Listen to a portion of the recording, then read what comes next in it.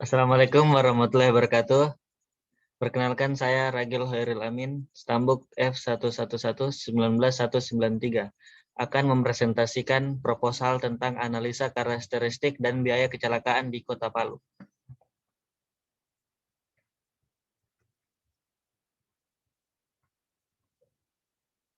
Bab 1, pendahuluan. Kecelakaan lalu lintas ialah peristiwa yang terjadi pada suatu pergerakan lalu lintas akibat adanya kesalahan pada sistem pembentuk lalu lintas yang melibatkan manusia sebagai pengemudi, kendaraan, jalan, dan lingkungan sekitar. Kecelakaan lalu lintas merupakan masalah yang hampir terjadi di seluruh negara di dunia ini.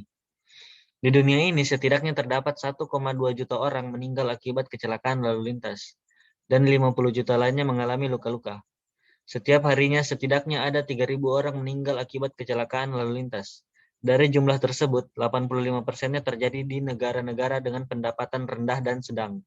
Di Indonesia, sedikitnya kematian akibat kecelakaan lalu lintas sepanjang tahun 2007 menelan korban mencapai jumlah 16.548 jiwa. Dengan kata lain, setiap hari ada minimal 45 orang yang tewas di jalan raya. Rumusan masalah. 1. Tingginya jumlah kecelakaan lalu lintas di Kota Palu. 2. Bagaimana karakteristik kecelakaan dan karakteristik korban kecelakaan lalu lintas di Kota Palu. 3. Berapa besarnya kerugian ekonomi akibat kecelakaan lalu lintas di Kota Palu? C. Batasan penelitian. Penelitian ini dibatasi pada hal-hal berikut. 1. Wilayah studi di Kota Palu. 2.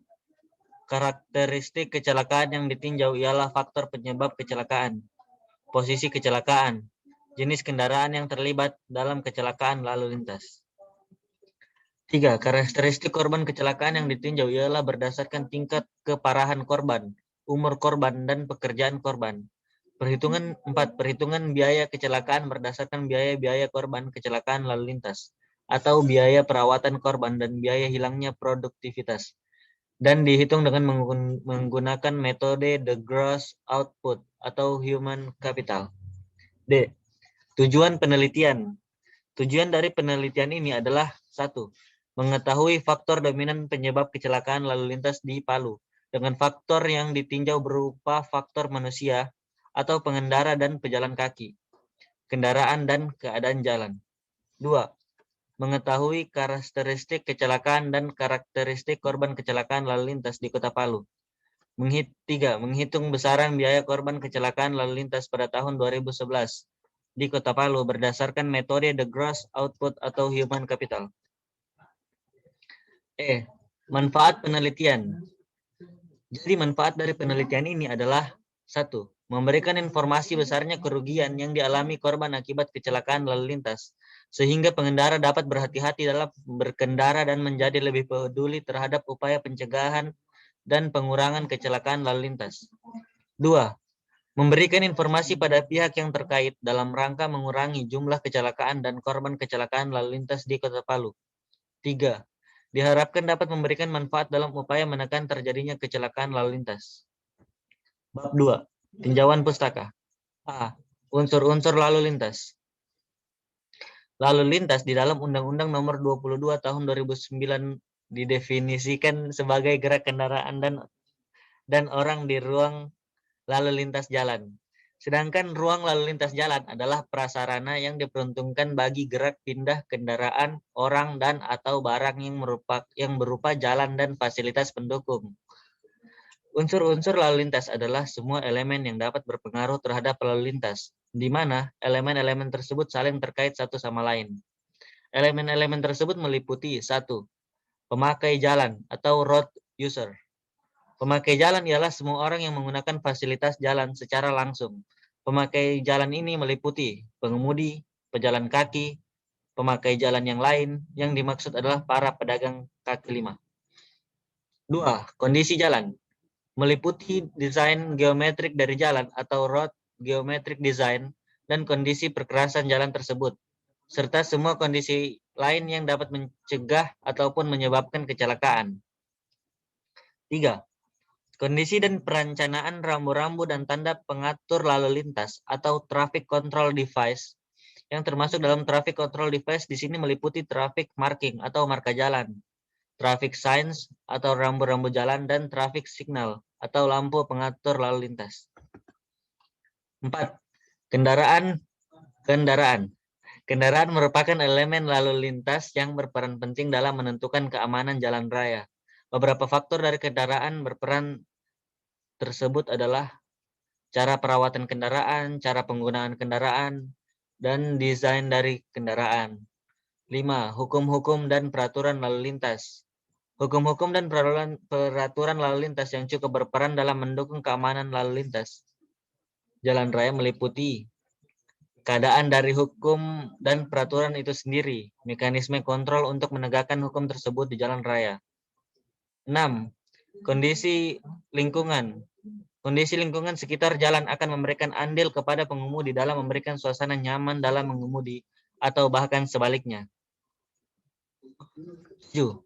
Pengelolaan sistem lalu lintas atau traffic management diperlukan untuk menyelaraskan dan mengkoordinasikan elemen-elemen yang lainnya agar tercipta sistem lalu lintas yang aman dan lancar.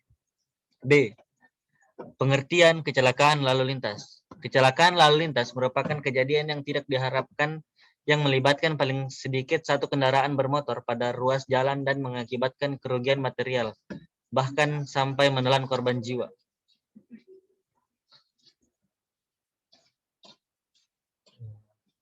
Menurut Peraturan Pemerintah Nomor 43 Tahun 1993 tentang prasarana dan lalu lintas jalan menyebutkan bahwa kecelakaan lalu lintas adalah suatu peristiwa di jalan yang tidak disangka-sangka dan tidak disengaja melibatkan kendaraan dengan atau tanpa pemakai jalan lainnya.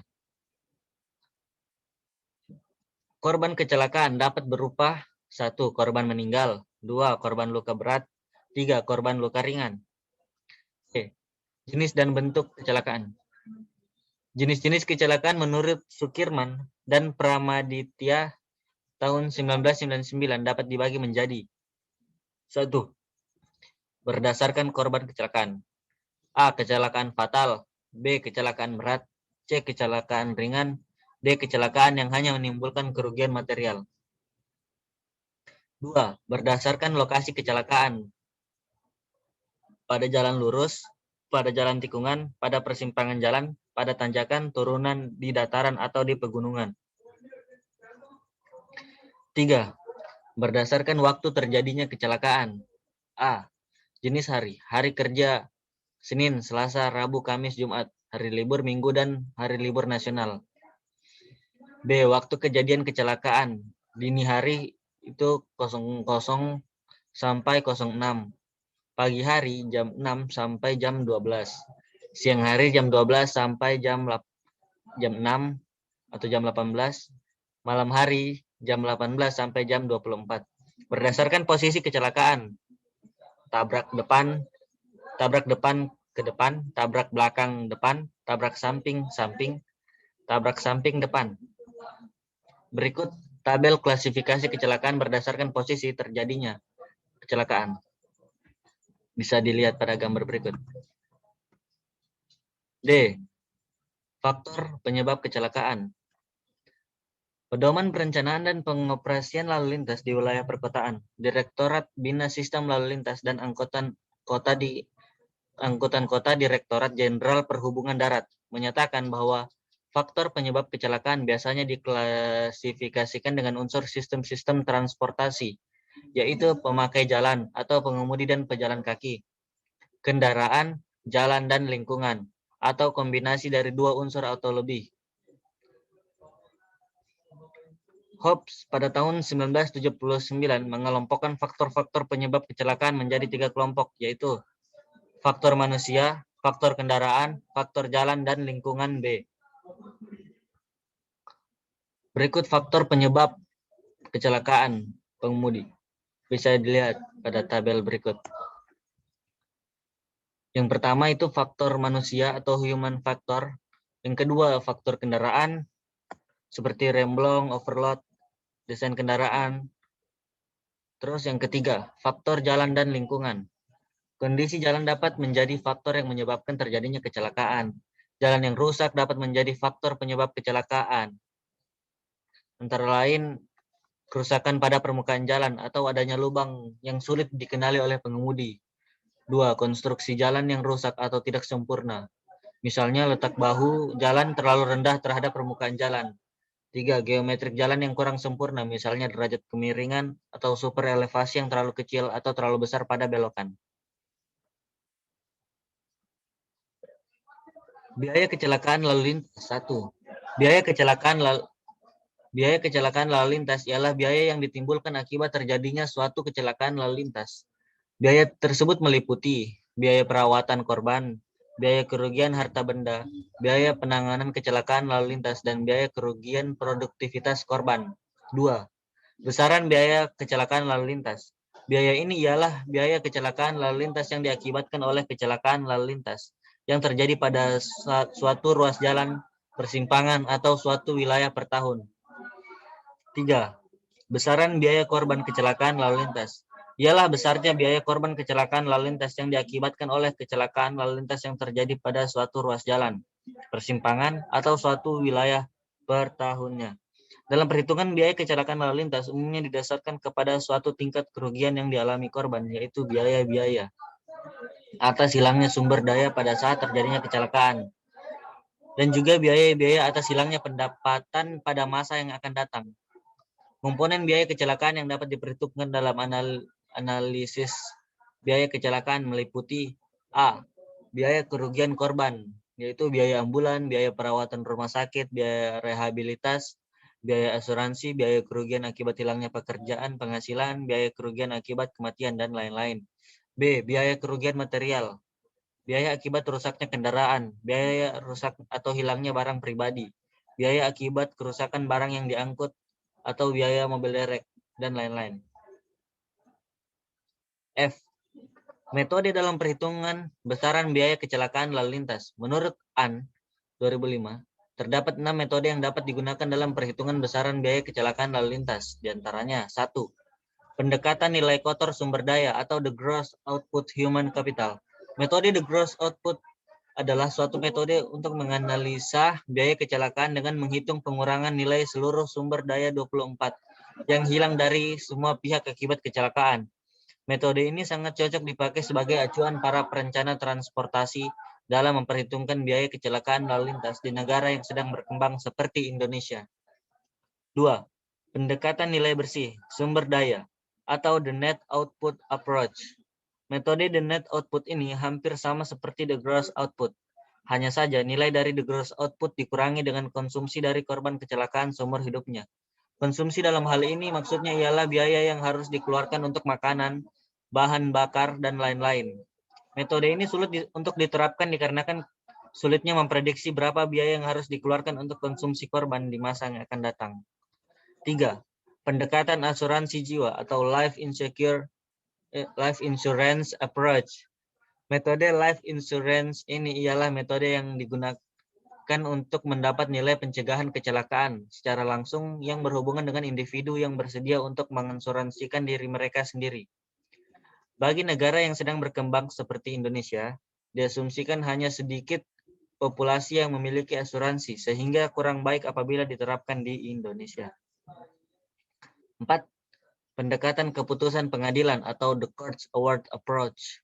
5. Pendekatan pengeluaran sektor publik atau implicit public sector valuation approach. 6. Pendekatan keinginan untuk membayar atau the willingness to pay approach. A. Penelitian terdahulu tentang kecelakaan. Reza Fahrul Razi 2009. Dalam penelitian yang berjudul Evaluasi Biaya Kecelakaan Mahasiswa Universitas Muhammadiyah Malang, menganalisa biaya kecelakaan mahasiswa dengan menggunakan 2 metode, yaitu metode the gross output dan willingness to pay. Dengan metode the gross output didapatlah hasil yaitu biaya untuk luka ringan atau direct cost sebesar 886.956.000 dan casualty cost sebesar 1.035.589.000. Sedangkan untuk luka berat didapatkan hasil direct cost sebesar 10.075.000 dan casualty cost sebesar 25.833.000.000. Hasil analisa dengan menggunakan willingness to pay ialah semakin besar jumlah kecelakaan, maka semakin tinggi keinginan untuk membayar lebih guna menghindari terjadinya kecelakaan. Berikut juga analisa dari Sebastian Bayu Prakoso tahun 2010. Dan ada juga dari Aditya Kinarang Mokoginta tahun 2011. Sekian presentasi dari saya. Untuk lebih dan kurangnya wabillahi taufiq wal hidayah. Wassalamualaikum warahmatullahi wabarakatuh.